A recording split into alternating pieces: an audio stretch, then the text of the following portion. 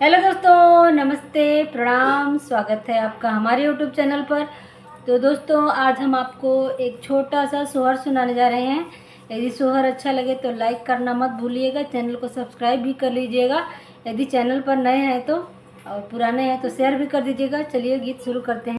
एक फूल फुलेलाया वधपुर, दूसर फूल गोकुल हो सखी, तीसर फूलवा फुलेलाया अंगनामा, चौथ फूलया चर हो सखी, तीसर फूलवा फुलेलाया अंगनामा, चौथ फूलया चर हो।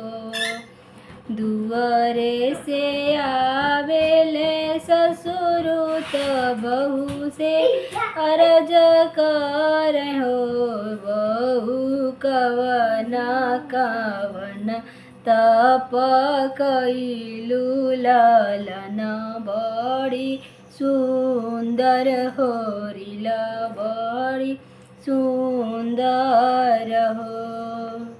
भूखल रहनी एकादशी द्वादशी के पारण कैनी हो, ससुर विधि से कैनी अतवार, बबुआ बड़ी सुंदर होरिलवा बड़ी सुंदर हो। एक फूल फुलेलाया वधपुर, दूसर फूल गोकुल हो सखी, तीसर फूलवा फुलेलाया अंगनामा, चौथ फूलया चर हो सखी, तीसर फूलवा फुलेलाया अंगनामा, चौथ फूलया चर हो।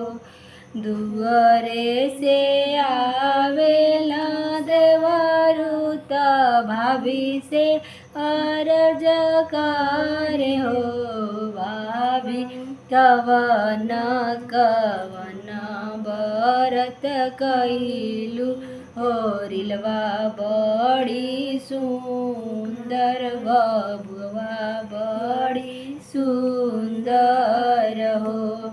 भूखल रहनी एकादशी द्वादशी के पारण कैनी हो, देवरु विधि से कैनी अतवार, होरिलवा बड़ी सुंदर, बबुआ बड़ी सुंदर हो।